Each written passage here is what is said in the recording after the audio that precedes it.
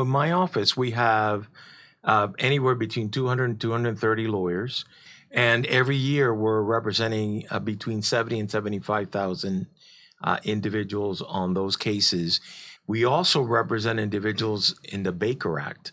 We have about 4,000 clients a year in that category.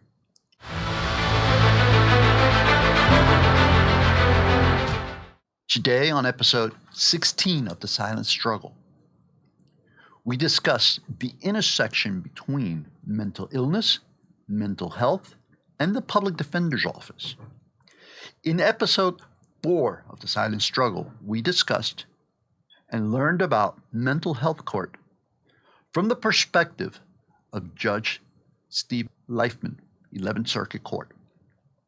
Today, our guest is the Honorable Carlos J. Martinez, Florida's 11th Circuit Court public defender. Welcome.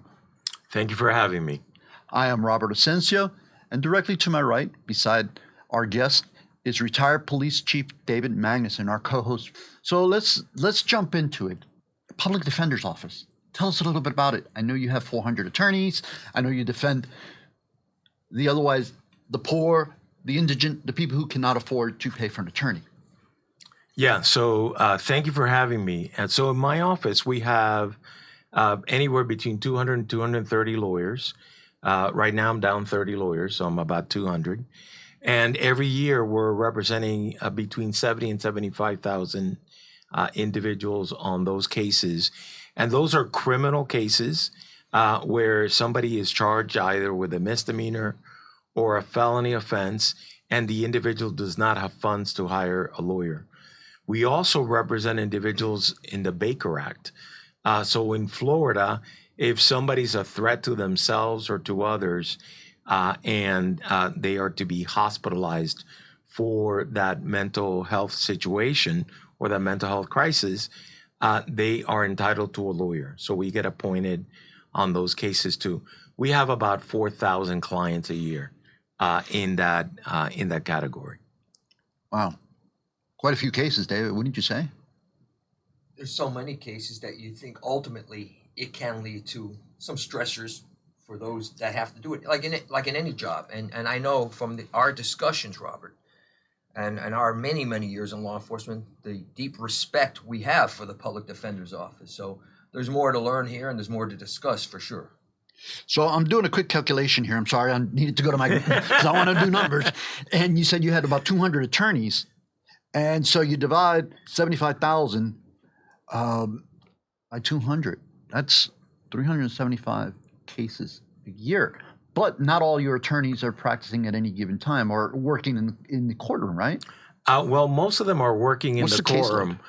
So we have some lawyers who are handling more than the 375 because we have the lower level cases. Those are misdemeanor cases. Those cases don't take as long. They're not as complex. So those attorneys handle more cases per year in that arena.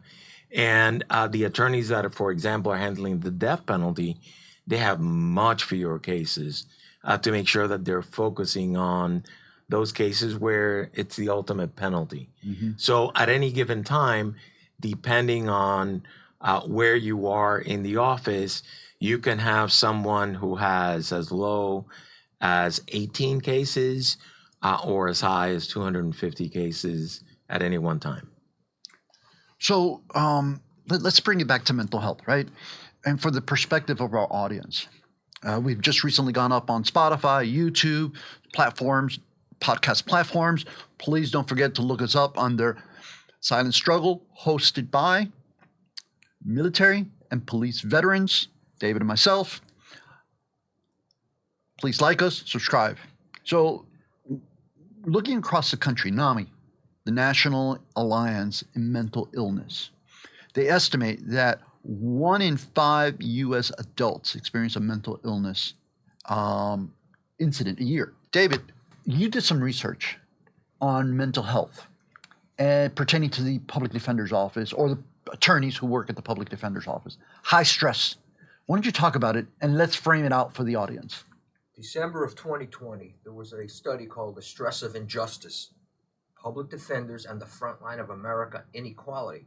And they sampled 87 public defenders throughout the country, got a good sampling of opinion.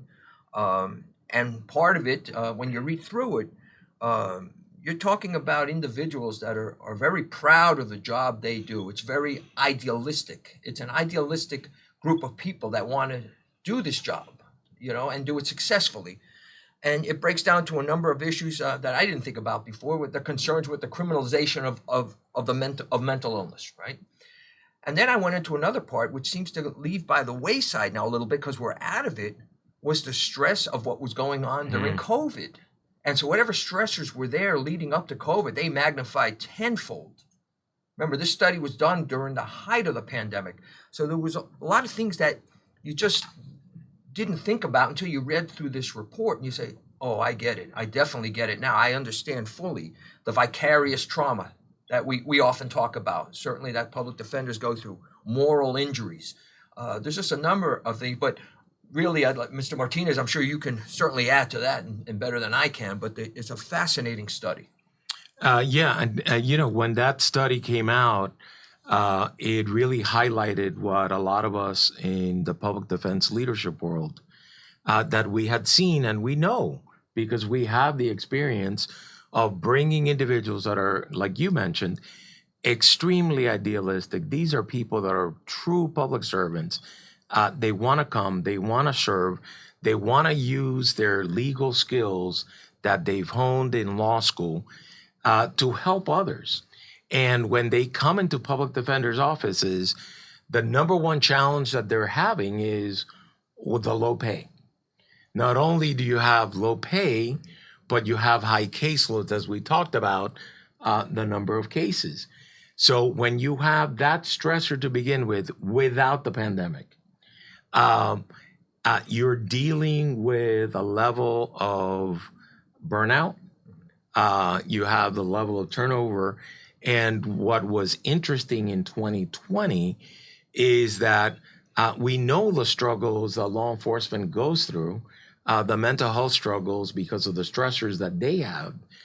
But what was fascinating during that time is that the entire justice system was under a microscope, and rightfully so. And every single individual involved in the justice system essentially had to do a check-in. They had to check in, what am I doing? What am I doing with this work? Just like a lot of Americans questioned the work that they're doing and what am I doing with my life when you can end up dying in a pandemic or some issues like that. You had that questioning happening throughout every agency in the justice system. And public defender offices, the challenge that we had was that we saw the injustice. We saw what happened with George Floyd. We saw with the focus that was placed on those issues, but there were no easy answers. You still had your high caseload. You still had your low salary. You still had illness in your family, illness in your community. So you still had to deal with those issues, and there was no outlet. And there was no way for folks, particularly lawyers, lawyers, particularly litigators, people who are in court and are challenging things. As a whole, generally, people don't complain. Those folks don't complain. They do their work. They go in. They know the fight. They fight. But in this situation, a lot of them were not asking for help, and we could see they needed help. And the help they needed was, you need to take a break. You need to be taking your time off. So in my office, we had the biggest challenge that we had was not sending people home. Because we know when COVID hit, a lot of folks worked from home. And my folks, I was able to send them home before anybody else in the justice system, because we went digital in 2015, meaning all my case files were digital. Communications with the clients were online, secure lines, but online. So I was able to easily transition folks, go work from home. Particularly 2 weeks of shutdown, they were still working from home. They were still connecting with clients. But what I started noticing was that there was no break between your personal life and your work life because you're at home. And a lot of the folks that I have are young people who just graduated from law school who cannot afford to have a 2-bedroom home or a 3-bedroom home. So instead, they're in a studio, and the studio is the workplace and is where you sleep, where you eat, where you do everything. The most shocking thing to me was I was prohibiting my lawyers from coming into the office because I had about 10 secretaries in a 5-story building, and I wanted the secretaries to be safe. So I did not want the lawyers to be coming in and out and bringing stuff in, for example, or whatever. But the biggest complaint that I had from the young lawyers is, please let me come work in the office because I don't want to be in my apartment anymore. I don't want to be in my studio. And I wonder how many other Americans were suffering from the same syndrome, if you will. 100% agree with you. I think a lot of people felt with that. And because we were dealing with a brand new thing and a lot of brand new things that we were dealing with, a lot of folks were not talking about it. They were not talking about the stressors that we're going through. And the reality is that a lot of bosses, me included, we had a hard time thinking because, we're old school. We know to go. You're going. Can't believe we're saying we're old school. Oh, we're old school. I know I'm old school. Which is, I go into my office. I get my work done in my office. But during COVID, we had to adjust and we had to figure out, how do we permit some way that we can trust our employees to work from home? So I put something in place. So my lawyers right now, they can still work from home 2 days a week as long as they don't have a case in court. If they have a case in court, you're supposed to be in court. You're supposed to be with the client, present with the client. But I had to adopt a modified work from home schedule because I had to provide for the employees' well-being. It's not just the convenience of not dealing with the crazy hell of Miami traffic, but it is also being able, you're at home, you can get your work done, you have no interruptions, you don't have people coming in and out of your office, you can actually get work done. And it's that kind of environment. So we allow people to do that. So that's one of the changes that we've done to try to focus on the mental health of the employees, and in particular the attorneys who are dealing with all the stressors in court. So very interesting, and I applaud you for being a leader and changing the culture. But let's shift a little bit, David. Let's talk about the intersection between the outcomes that are being manifested now because of this change of culture, right? Mindset, and your client base. Do you see a difference in how the attorneys are handling these cases, how they're better dealing with those who have mental health issues that are coming into the justice system? What is your preliminary assessment? Because you haven't been doing this for very long, a couple of years now. Right. Well, it's interesting that you asked me that because now, 14 months ago, in October of 2022, I started looking at all the things that we were doing, and in particular in the mental health arena. And in the mental health arena, the best way that I can describe it is the court system is set up in a way where they have what's called court divisions. So you have the criminal court division, you have civil, you have delinquency, you have dependency, and then you have probate, which has Baker Acts in it. So essentially, they're different divisions, which I call them silos. They're legal silos because the rules are different for every area. The judges that are assigned to them, the lawyers that work in them, they have expertise in those areas. But one of the things that I realized, and Thankfully, it took COVID and all the challenges with COVID for all of us to take a look again at what we do every day. And one of the things that I realized in 2022 was that we handle all the cases in a silo, which we have to, because I have the less experienced attorneys handling the misdemeanor cases, the types of cases where somebody can only go to jail for up to a year. And then I have the more experienced attorneys in my felony division, including in capital litigation, which is the ones that deal with the death penalty. But all of a sudden, I realized that we have clients that are simultaneously in three of those silos. I have some clients that were facing a Baker Act. They ended up picking up a misdemeanor case or ended up picking up a felony case at some other different time. And yet, how we were doing them, even though we had all the data in our computer system, the data was not really communicating with each other because we were looking at these as incidents and we were looking at these as cases, distinct cases. What I started doing in 2022 is actually eliminating the silos on the computer. So the computer now, we have a client that comes in. The client has mental health issues. We're going to have a mental health file for that client forever. So that client can come in through Baker Act, can come in through misdemeanor, can come in through felonies. The attorney that handles that case is going to have the entire record of all the mental health, substance abuse, and any other kind of history with that client. That seems simple enough. That's a computer resolution. That is not all that we did. We did not just make technical changes. I assigned attorneys and I created a behavioral health division. And those attorneys, their focus is to do the intake of clients when they come in. So in the last in the last year or so, 14 months, we have had 2,300 clients that have come in with mental health issues.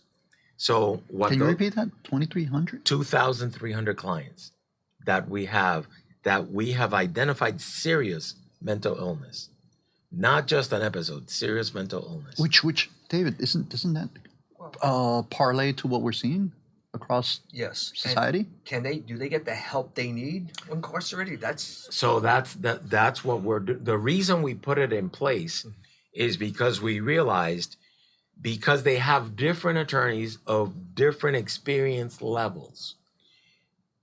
When the cases were being handled previously, the attorney would get usually to the mental health issue either if the mental health issue exhibited itself in the representation, or there was an indication that the person was incompetent to proceed, or we got to the situation where there was a sentencing. And then you're trying to figure out, okay, what are the medical issues, mental health, and other issues? By doing this and having these attorneys do the intake, and I added support staff because we had so many clients with mental illness that we needed to add support staff. So now I have attorneys and support staff that do the intake. They do an interview, an in-person interview. They get the records from the jail when the person is booked. So we're seeing them between 24 and 72 hours. We do the intake, and the intake is to identify, have they ever been hospitalized? Have they ever been Baker Acted? Is the person now located in one of the crisis cells at the jail? Do we have any indication previously from representing this client of other mental health issues? And so what we do is we look at that information, we assess it. We also assess that they're a veteran. And if they're a veteran, we can actually get them services either through the Veterans Court or through the VA. And we can connect them to the VA if the client wants it. But what we have identified is also substance abuse issues and mental health issues. So we'll assess the client, assess the case to see if that is a proper client for drug court or for mental health court. Interesting. And if they're not appropriate for that, can we get them the services they need outside of the jail? And if they're going to stay in the jail, then that's a different scenario. because we don't have enough services in the jail to be able to deal with that other than medication and observation and some other things. Well, let me ask you this then. It's a very proactive approach, okay? And it's to be commended, for sure. Knowing the idealism we spoke about earlier in the show, how are your defenders, public defenders, handling this? Do they feel good about it? I mean, they're happy. I mean, what's the reaction? So, to my shock, because anytime you make change, people don't like change. That's correct. Okay? Yeah. Including myself. But I like to make change. To my pleasant surprise, when I suggested this elimination of the silos, of course, there was consternation by attorneys. For example, the attorneys who had only done Baker Act essentially for the last 10, 15, 20 years. They were like, okay, now you want me to go to the jail, interview people at the jail. I usually do it at the hospital. So there was a little consternation. But guess what? Once we had the process in place, these folks actually like their work because they feel like they're being proactive and getting something done.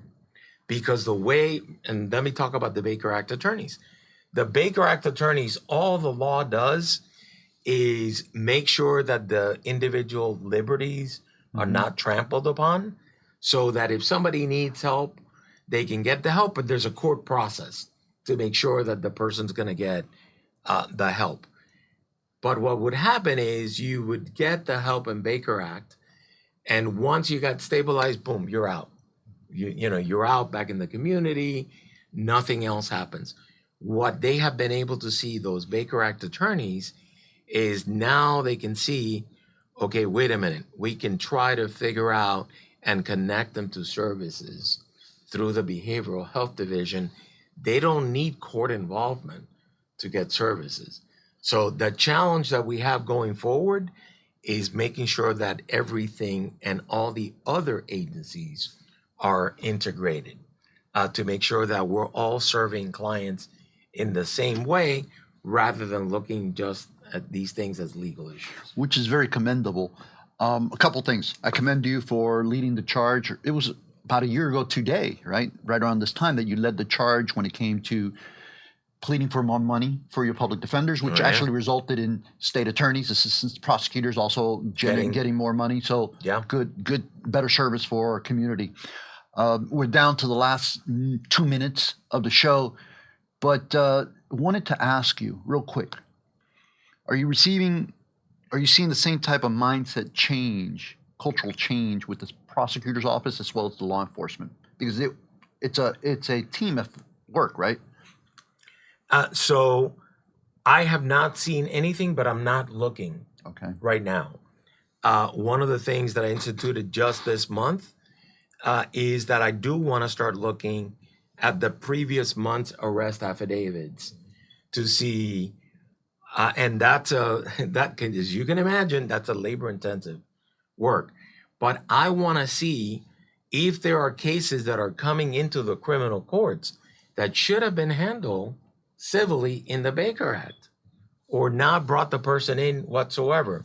So, and that's when I'll know whether the police are aligned, because, we have CIT that the judge talked about, crisis intervention teams, and we have Miami-Dade County has been piloting the issue of co-responders when you have 911 calls for service.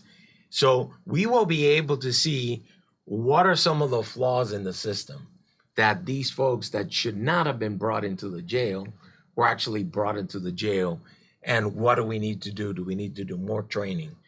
Do we need to do, an early alert system so that when the individual comes in, maybe the officer did not identify that issue, because that's a possibility that the officers, that's not manifesting itself. But once we bring them in, once they're assessed by the experts at the jail during booking, all of a sudden you have this whole mental health history. So we will be able to get a better look at that at the beginning of every month. And then the last thing that I'll leave for you is one of the biggest challenges we've had in this country is we want to protect confidentiality, of course, and we have to be very good at that. But one of the challenges that I've heard from law enforcement is that they'll be dealing with the individual and they have no idea if this individual has previously had a mental health issue. So all of a sudden they're responding to it as a criminal act, as a criminal incident, when in fact is a manifestation of a mental illness. So we got to be able to bridge that gap and try to figure out how can we get officers adequate information without violating confidentiality so that they know how to appropriately deal with the individual. Because even if they are trained, if you don't know the history, you may not realize. There are clients that I've had that I have not been able to realize that they're a client with a mental illness for about 5 to 10 minutes. Wow, so interesting. So much more to discuss. Certainly a topic to continue. David, any closing thoughts? Because we can go on for a while, but I know that you have to get on with another show here. No, you got your work cut out for you. There's no Yeah. doubt. But it's moving. It's moving in a direction. It was very interesting to hear what you had to say. And not just for those that are coming into the system, but for your employees too. I think Absolutely. that's incredibly important. You got to be at your best to do your best. That's right. Thank you. That's very well said.